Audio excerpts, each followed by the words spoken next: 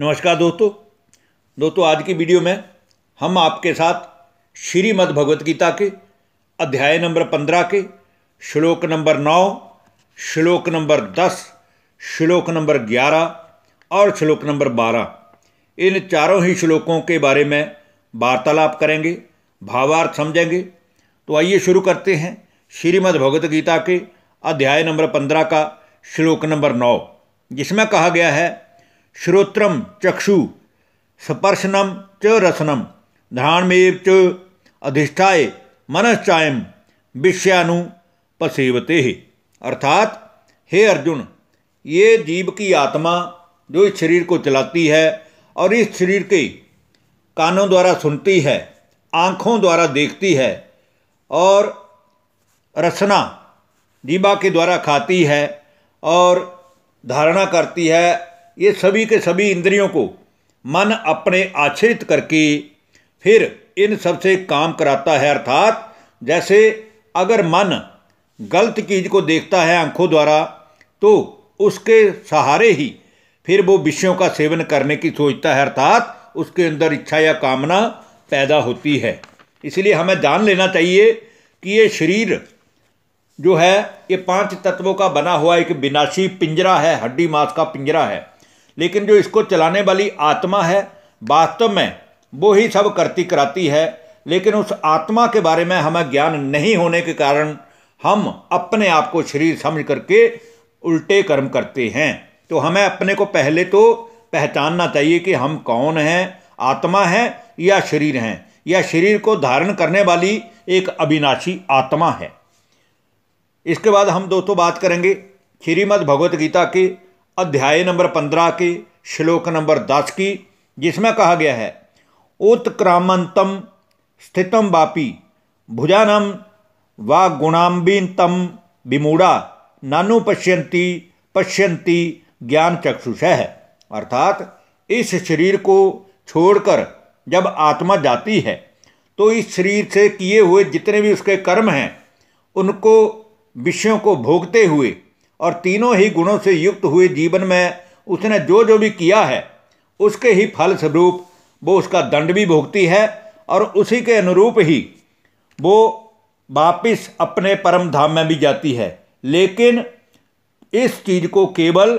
ज्ञान की राह पर चलने वाले और ज्ञान नेत्र द्वारा परमात्मा की सारी बातें बुद्धि द्वारा समझने वाले ही जान सकते हैं। अब दोस्तों हम बात करेंगे श्रीमद् भगवत गीता के अध्याय नंबर 15 की श्लोक नंबर 11 की, जिसमें कहा गया है यतन्तो योगिन चैन पश्यन्त्या तमन्य वस्थितम यतन्तो अप्यकर्ता तमानो नैनम पश्यन्ते चेतसः। अर्थात पुरुषार्थ करने वाले और यत्न करने वाले योगी जन भी अपने शरीरों में स्थित इस आत्मा को जान लेते हैं, क्योंकि परमात्मा का ज्ञान सुनने के पश्चात उनके अंदर खुद को जानने की भी उत्कंठा पैदा होती है, जिस कारण वो किसी न किसी विधि से अपनी आत्मा के बारे में कुछ न कुछ जान लेते हैं। किंतु जिन्होंने अपने अंतःकरण को शुद्ध नहीं किया है, अर्थात जिनका खान पान रहन सहन सोचना करना ठीक नहीं है, ऐसे अज्ञानी जन तो यत्न करते रहने पर भी इस आत्मा के बारे में कभी भी यथार्थ रूप से जान ही नहीं पाते हैं कि आत्मा क्या है और आत्मा के गुण क्या हैं। अब हम दोस्तों आज की वीडियो के अंतिम श्लोक और श्रीमद् भगवत गीता के अध्याय नंबर 15 के श्लोक नंबर 12 की बात करेंगे, जिसमें भगवान बहुत गहराई से सारे संसार को इस चीज़ का संदेश दे रहे हैं कि परमात्मा जो है, परमात्मा को कोई प्रकाशित नहीं कर सकता, बल्कि संसार जब अंधकार में डूब जाता है,